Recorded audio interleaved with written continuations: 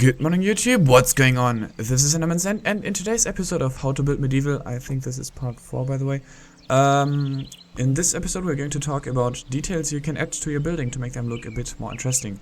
So in the last episode we've talked about how to basically build a house, and we have made this awesome piece of art right here. But as you might have noticed, the walls still look a bit plain, and we want to change that today. So I have made this kind of list thing here with details you can add, and it doesn't have to be a building in that style. It works with other styles as well. Depends on what part you're looking at. So first of all, let me show you where this is. So this time I will go to the spawn. So if you join my server, the link, the IP is in the description. You basically just walk through that door here. Whoops. Go up, and there is already the warp sign leading you to the tutorial world. And once you are here, this is quite a long way. So you see this giant lake thing here, which is not that huge, but no, shut up. So you walk along this way, then turn right, and it's already there on the right side. Now let me quickly fly there and start with the first detail, which I have already shown you in basically every video. In every tutorial video I have ever done, because this is something I always do. It's this upside down stair here. So if you take a look at the normal roof, there are those thin bits here which I really don't like, and the thicker ones over here. So that's why I grabbed the stairs and placed them upside down, like that, so that this gets all equally thick. And this is a bit of a problem up here, because you could add a half slab, but that looks a bit like something will be missing over here. So if you add another upside down stair like that, then it looks better, but the awkward part is that it covers up the block, which you can see here, but not there. So it's both not perfect, but what you're gonna do, it's just decide this on yourself, whatever you like the best. And now the second thing is this little balcony here, and this is great because you can add those balconies pretty much everywhere. Like for example, I could add one over here, but I am going to add it on the other side of the building, of course. So let's go to the inside. As you can see, the floor is at this level, so we'll just make a door, add in the floor here, and then we're going to grab our stairs again, place one upside down stair here, corner stair, and 3 fences, and now you're basically done. You just need a door, and when you place the door, make sure to place it from the inside, because that way you can actually walk on the balcony, whereas if it would be from the other side, you could not really enter the balcony because, well, there's no space, and yeah, that did not go very well. What I've also done is this little frame thing here, which I like to do around doors sometimes, so basically just log surrounding the door. Now the third detail thing here is a bit too much actually, but I wanted to show you every thing you can do with it. So what should this be? I don't know how to call it. I usually call it something like feet, like the feet of a building, or a foot. So it is kind of a fortified building style thing, like Nordic or something. So you basically add cobblestone stairs or whatever material your wall is made out of to the pillar blocks to give them a bit more of a fortified look, like that. And of course you can go totally crazy by adding in a full block and the stairs on top of that, which is pretty much the same. But if you do that, you can make something like this. Oops, wrong block. To have to change the pattern a little bit. And you can also use the half slabs, which I have done here. Place them between here, so this really gets fortified right now. And what I've also done was adding in half slabs up here, which is really not necessary, but sometimes it looks good. It depends on how big your building is. And another thing is you could add upside down stairs here, and then maybe place a torch on top of that, or fence, and on top of the fence glowstone or something. There are a lot of possible ways of doing things with those. Yeah, whatever that is. Right, the next part is quite simple as well, and I think I've already talked about that. I am not sure. So this is basically a frame, like it's supposed to look like the frame would be through the roof. I don't know. Not really sure what that's supposed to be, but sometimes it looks good if you just place a darker type of wood on top of the frame here, like that. And on this side as well, and on the top part as well, of course as well. And I've also added this end thing here, and this should be dark wood, I think. Now another thing I have done was adding in upside down stairs here and here, so that it looks a bit more fortified, like those things would hold the roof from breaking down. I've also added some here and here, and I have also placed some fence in between the gaps. So yeah, not sure what that's supposed to be, it just looks a bit better with that. Now this is going to be... no, it's not going to be the last one. So this is a tower, which is kind of an extension of the roof, and this one is actually quite a big tower, but it looks okay since the building is not too small, but it's... yeah, I'm not sure if the tower isn't too big, so I've also placed a really small tower which looks kind of ridiculous, and a bit bigger one. That looks actually better with the fence, I think. Don't know. So I'm going to show you the big one anyway. Therefore you have to be careful that you're not going to use a block like this one, because yeah, well, there should be at least wall beneath the tower. So you want to cut out something that looks like...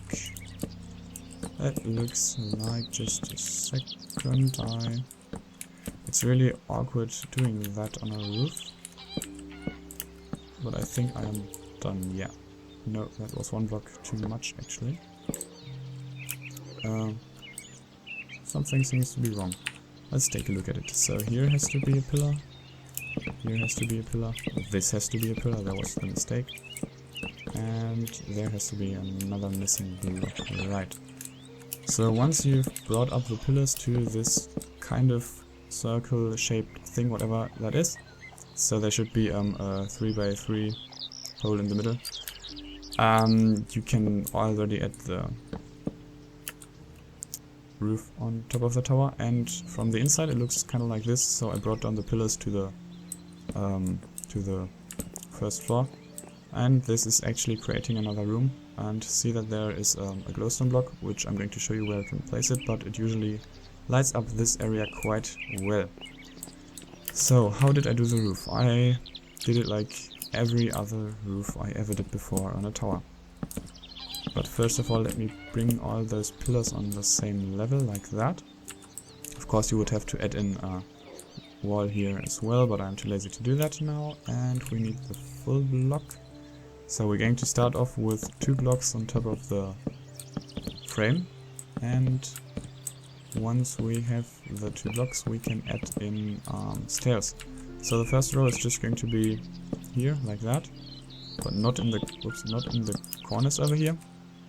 And this is a bit awkward because there's not enough space actually, but it's just for demonstration purposes only. So this building is going to look really weird. I'm going to add in half slab here in the corner, and I am going to add in more stairs up here, but this time they will be with corner stairs on the side, so 1 block like this one here, and the other 2 facing that block. And once we have that, we are going to fill up the inside with full blocks, and this is where you can leave the block free for the glowstone, which lights up the area down there. And you will have to add another layer of full blocks, like that.